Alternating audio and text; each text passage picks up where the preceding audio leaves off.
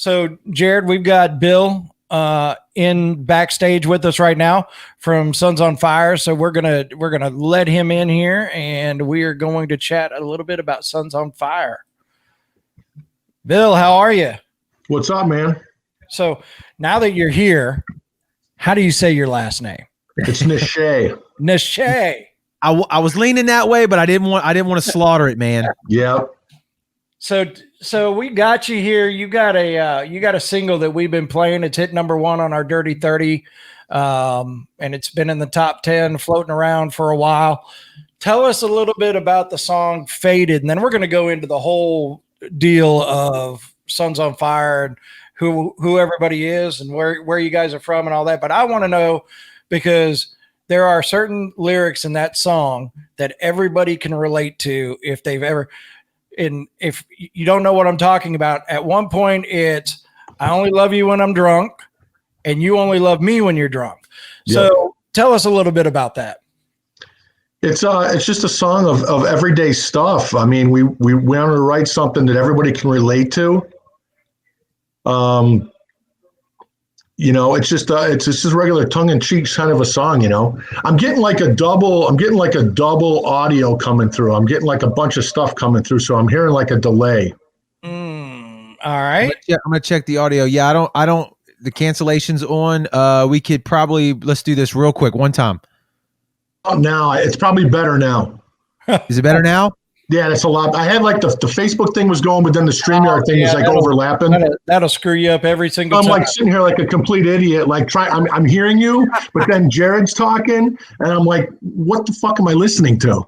Yeah, a lot of people say the same thing when they're in the room with us. So you're not really too far out of line there. So let me get back to it. So "Faded," it's just it's an everyday song about just a girl that's it's an everyday song about a girl that's she only likes you when she's drunk. She's got issues. Everybody kind of relates to kind of that girl at the bar, and she works all day, but she really wants to go out at night. When she goes out at night, she turns into a different girl, and we just wanted something hooky and catchy and something that everybody can relate to. And it's different from all the other stuff we've done with our other bands. And we kind of said, this new band's going to be different. We're going to write stuff that everybody can relate to. And it seemed to have, it's taken off. I mean, it's doing great. It was doing really good at radio when we came out. I think we ended up at 28, I think, on Billboard and Foundations. It was number 1. We were the number 1 most added song when it came out. I think it was the end of September, beginning of October. And then we're getting ready for the next single to come out. So what will the next single be? It's going to be "Paralyzed." Okay. You guys will be getting that probably March. We're thinking the label's saying. Okay. It's a good one. I mean, this thing, Kev, I mean, I know we spoke in emails in the past, and I don't know if Jared, we've talked, but I mean, what's really unique about this is this never started as a real band.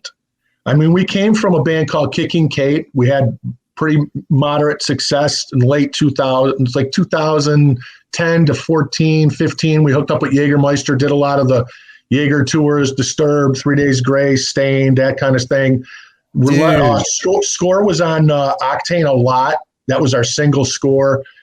And then we kind of took a hiatus, man. It kind of, we crisscrossed the country about 8 times during that album cycle. And it sucks because we were finally starting to really do some big things, and we just we were just around each other all the time. We just kind of needed a little bit of an air break, and we were scattered. I ended up moving to Austin, where I live now. The band's based in San Diego. Our singer at the time, Frank, lived in New York, and it just proved to be kind of a permanent thing. We did a reunion show, I think, 2 years ago in Phoenix, and it was great. And it just we just couldn't get things back together. But then me, Johnny, and Chuck were in that band, and then they kind of had a rendition of this band called 91 Proof, and it was more bluesy, and I wanted to do something again where it was more like Seven Dust meets, something heavier in that vein. I said, if I was going to do something again, I want to do something in that vein. But then they came back and they said, listen, why don't you look at this? And I said, I don't really want to be totally bluesy Buck Cherry style, but we wanted to do something commercially appealing. And it's not that we're selling out, it's just we've been in this business a long time, and we just wanted to get that mass appeal and really hone in on the song or hone in on things that everybody can relate to. So I went to them, and at the time, Trevor was our singer, which is our lead guitar player. And I said, listen, Trevor's an awesome singer in his own right, but there was a band in San Diego called One Theory. And Darren sang with that band, and it was really heavy. Think about Killswitch Engage meets maybe a Slipknot, maybe a little bit Pantera. But we always wanted to play with this dude. And it was an oxymoron because what we were writing was commercial, but Derek is very Southern heavy, really screamo. But man, when he hit those choruses, it was very melodic. And I said, dudes, I'll join if you can get Darren. And they sent out an email to Darren, and Darren responded, and he's like, I'm in. And I'm like, well, shit, then I'm in. So they had kind of these songs written already. Mm-hmm. So they sent them out to me, and I kind of rocked them out maybe a little bit, flew into San Diego, rehearsed them. And dudes, I got to tell you something, man. It's the craziest thing, because when you don't have the pressure of a label or anybody telling you what to do, you have this creative freedom that it's different. So we all went into this and said, listen, we're going to go in, we're going to listen to the songs. We knew the songs were good. They were even better. Not anything about me and Darren, but we just brought a little bit more of a heaviness to it and a structure. And then we said, okay, well, we as a band like the songs, but let's see what happens. So then we invited some friends over to our rehearsal spot, and we played the songs to them, and they were blown away. Now, whether they were blowing smoke up our ass or just they're our friends, whatever it is, they liked it. And then we said, well, shit, man, now what? Now we got songs that we like. We got songs that our friends like. The Kicking Cape friends came by, and Darren's One Theory friends. I think his friends freaked out more because he wasn't screaming. He was actually singing. And the best way I can describe it is Darren's in that spot where Dave Draymond is now, where Dave Draymond does Down with This. I grew up with Disturbed in Chicago, so they're friends of mine. David's singing now. Look at Sound of Silence and these other things that he's doing. Nobody knew Draymond had that voice, and he's really starting to sing. And that's what I think Darren's friends thought. So they walked away from it going, Jesus, man, Darren can actually sing. Then we said, okay, we like it. Our friends like it. Let's book a show. Dude, I think we played, right now I can tell you I've probably been in a room with these guys 12 times total. Oh, wow. So we book a show. It sells out 500 kids. We played last February in San Diego in our hometown, and it was sold out 500 kids. So now we're going, well, shit, man. This wasn't really a band. It was kind of a project. We were going to go right to radio with it and see what happens. And we were going to let radio dictate what we did with this, because we've all got other things going on, businesses, stuff like that. So we like it. Our friends like it. We play a show. It's sold out. So I go, well, man, let me send this to a label. My buddy owns Pavement, which has got, Soil and Puddle of Mud and Tantric and Candlebox and that kind of stuff. So I sent it to my buddy Mark, and he goes, dude, we're going to put this out. I'm like, what the hell? So he takes it, and then COVID hits. Now it's like, oh shit moment of five guys looking at each other going, what the hell are we going to do here? So immediately it was never a doubt in our mind, because now this was recorded in November of 2019. So now it's March 2020 and COVID hits, and the label goes, well, you guys got great stuff, but what are we going to do with this now? It was never a doubt for us what we were going to do. We were putting it out because we thought in our minds that if this thing really goes into what it does, and it's a pandemic and the world's closed down, we figure we can get more people's attention maybe because people won't be going out and working. So we'll have less competition. And what band's going to be as stupid as we are to put out a single during the pandemic and you can't tour behind it? But we had nothing to lose. So we said, let's put it out. Well, we put it out, and within the first week, we were #1 ads at a lot of stations. Then the interviews started coming. And then once it charted, it got even a little bit crazier. And in a very short couple of weeks, it was starting to get viral. Now, granted, look at this now. We have a half-ass website that's in the process of being redone right now. We had zero social media. no Instagram, no Facebook. We had nothing. So here we are, a charting Billboard band that has nothing behind us because we weren't ready. We didn't know what was going to happen. This was a fluke, and now we're playing catch up. Thank God, there is no touring because we can actually play catch up and get our social media up. So, I mean, now, we've got good social media. I think we got probably 23,000 followers. I think we finally hit on Instagram, and then we did the video, and we didn't, we finally sat there and said, well, we're going to actually make a video. Well, doing a video at this time, you got to get insurance clearances for the extras. You got to do a bunch of stuff. Now, Pavement, while it's a good label, it's not Warner Brothers. So here we got to pay these extras. We got to give them COVID shots. There's insurance liabilities. So we said, let's go right to a lyric video. Did a lyric video. I think we're up to 11,000 plays in a month that it came out with very little advertising or marketing behind it. But meanwhile, we've got a Rolodex guys that are like the who's who. I mean, we're friends. I don't know if you guys know Randy Hawk at WJJO, but he programs everything for Lou Brutus and Hard Drive. Lou Brutus is a good friend. L.A. Lloyd, Rock 30. So all of a sudden, the first week out, we're Lou Brutus's pick of the week. The next week, we're L.A. Lloyd's pick of the week.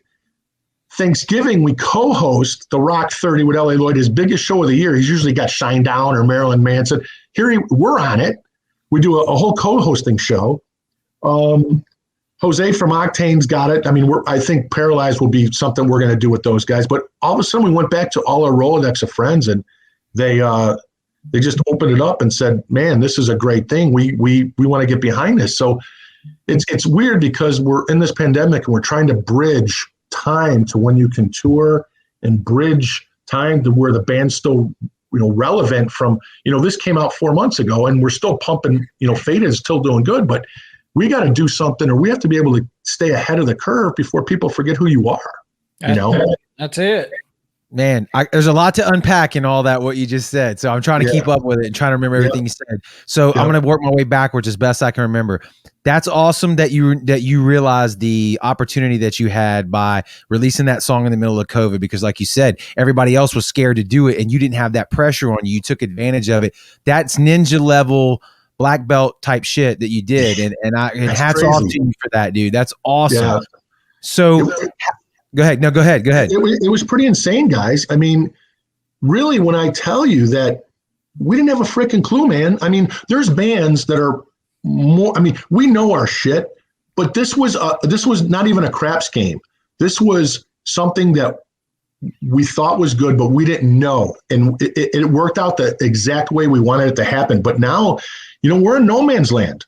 We don't know what we're going to do. I mean, there's some little shows you can get on and there's some bands that are doing things, but I mean, we're really trying to keep the radio going, using this downtime to do social media. But I mean, without guys like you, I mean, you guys really, really, really stepped up. And I mean, I think we consider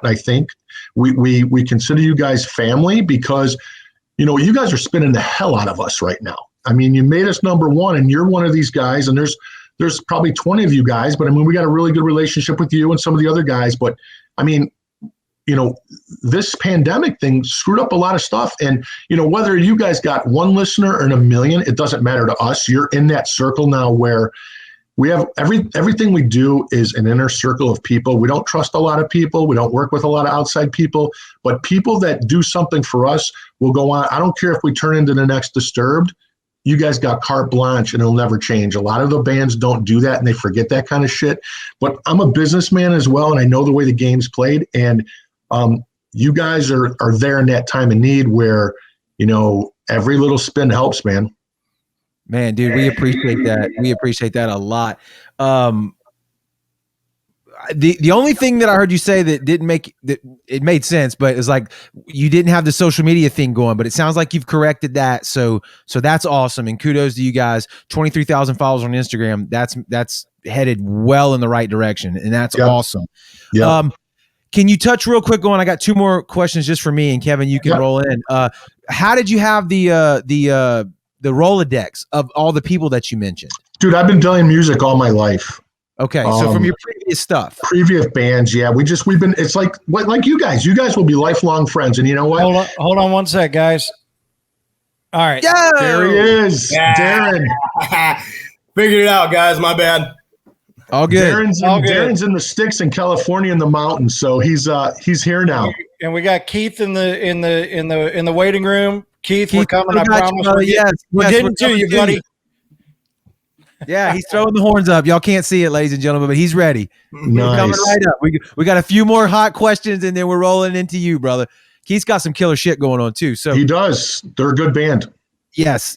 So again though, so you had the Rolodex, you've been in the game, you've done this before, and so you utilized the leverage that you had, right? Right. This business is all about relationships, man. I mean, we've been out so many times and we've seen bands, and if I've seen bands that are great, and it sucks that most of the time they won't go anywhere because they just don't have the connections or the wherewithal or the business knowledge to do it.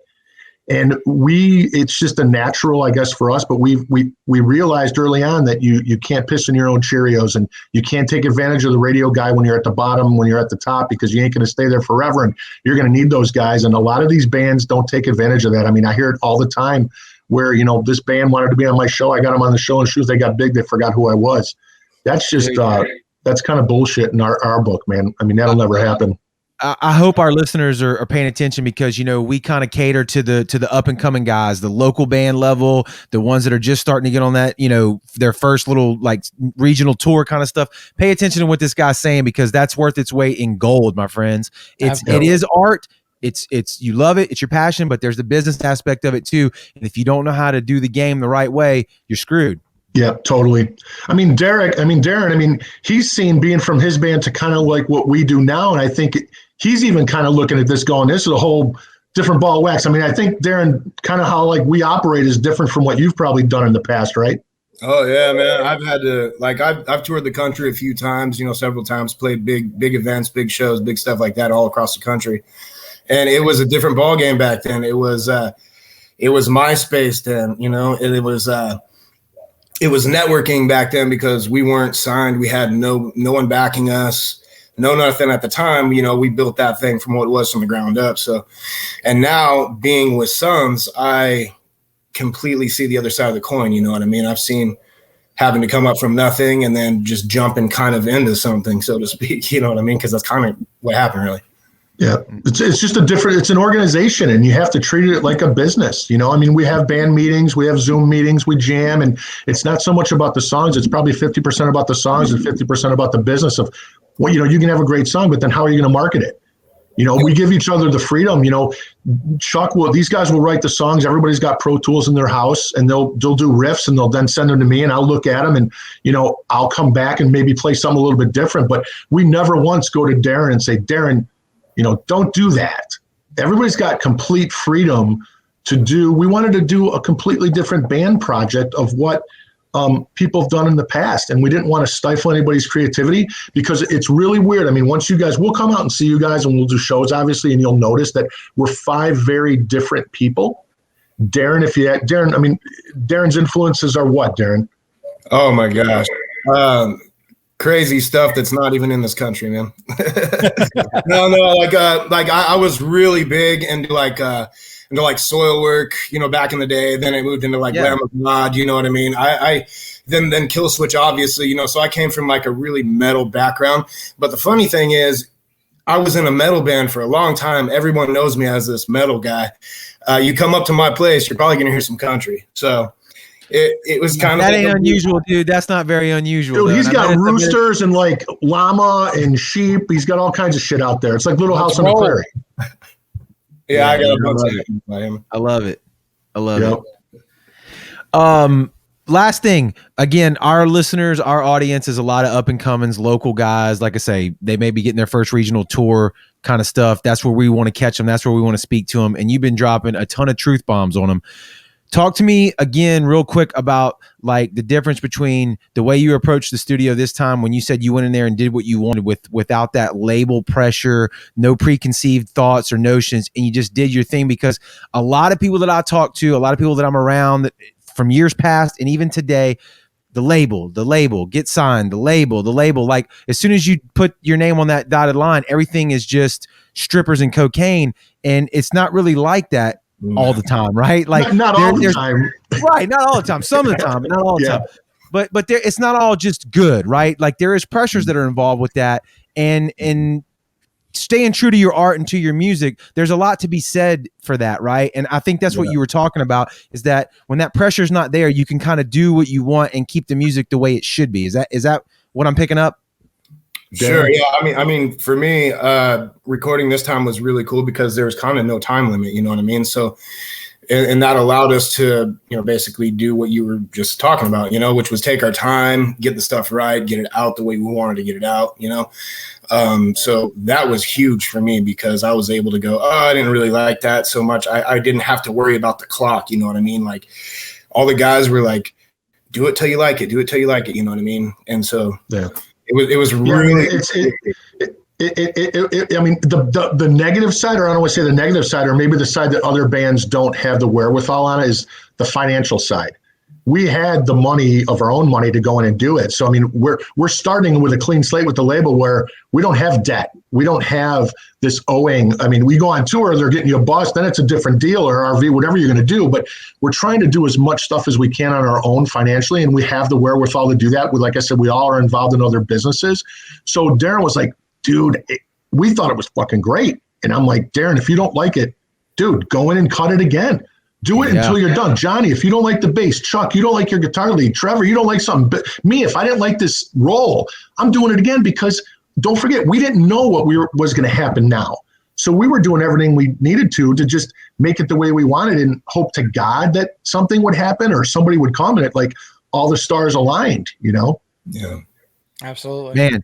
Bill, I could spend another 2 hours just talking to you, man, about all this, the other side of it. I don't want to put you on the spot in front of the camera, but would you be willing to jump back? Would you be willing to jump back on at some point? Not, weeks, months, whatever, Dude, and talk just about. Tell me. Yeah, let's get into the nitty gritty, because I really feel like if we throw this out there for the hardcore musicians that are out there, I can tell no shit that they need to know, man. And I would love to just dive into that. Dude, you tell me next week, tomorrow, the next. Don't put it off. You just, whenever you want to do it. Kevin's got me and Kevin talk all the time. Just shoot me a thing and say, would you want to come on next week or next Tuesday or next? Dude, I'm there. Yeah, yeah. Roy Williams, he's got some experience. He said super high interest loan, which is sometimes what a record deal could be. So I would love to like do a deep dive with you on the nuts and bolts of that side of it, because I think a lot of musicians could benefit from hearing that, man. Yeah. It's like I said, this Paralyzed is going to be coming. You guys figure very big into our future of what we're going to do with the song. I mean, we're looking to go a lot higher on this chart, and we're lining up the right radio guys and the team behind us. And what you guys done in the past for us with spinning a song with granted we've been around, but I mean, basically a new band. I mean, there's not a lot of regular radio stations that do that. I mean, we've got a lot of the regular traditional radio stations, but internet stations and streaming stations, to me, are just as big as regular terrestrial radio, because it's about a listener. We look at this a different way. We don't care if you're on a radio or you're an internet station or you're on YouTube. The goal is to get an ear. Once we get the ear, we have to turn you into a fan. We turn you into a fan. How can we compensate or make an income from that fan? What can we give them over and beyond just music? How do we connect with them on a level that's different? Because we're going up against Warner Brothers. We're going up against Reprise and Universal and all these big bands. But the bands generally get lazy once they get signed and think the label does it. It's not the way it is anymore. This is not 1985. And believe me, I was back there in the day. I was with Island. I was signed to a major. I've done stuff which we'll talk off the record, but there's a bunch of stuff out there that people need to learn, and it's just cool to do stuff with these guys now, because like I said, seeing Darren kind of evolve into this new thing, and he's like, Darren did a bunch of sound bites for you guys.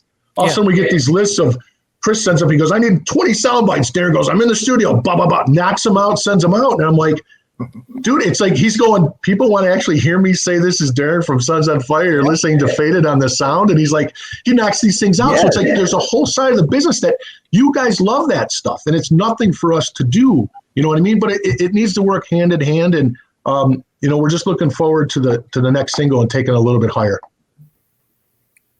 We're there. 100%. Good. We want to be with Breaking Benjamin. There you go. Guys, we appreciate your time. That got Keith to turn around in his chair. I can see him. Y'all can't. That got him to turn around. Great band, man. We'll do a handoff here. Let's pull him in the stream. We'll do a handoff real quick before we put. Where can people find you if they don't already know? We always love to drop the connections, the social stuff. Go ahead, Darren. Facebook. You can go check out our Instagram, our YouTube channel. Sons on Fire Official. Yeah, Sons on Fire Official. We've got content up right now. We've got more on the way. We're gonna be doing some acoustic stuff. We're gonna be doing maybe some covers. You guys let us know if you want us to do a certain cover. Maybe we can get it in there. But you know, we got a lot of stuff coming, and there's, you know, just go check it all out. And I'm so stoked that you guys gave us the time for this. Thank you.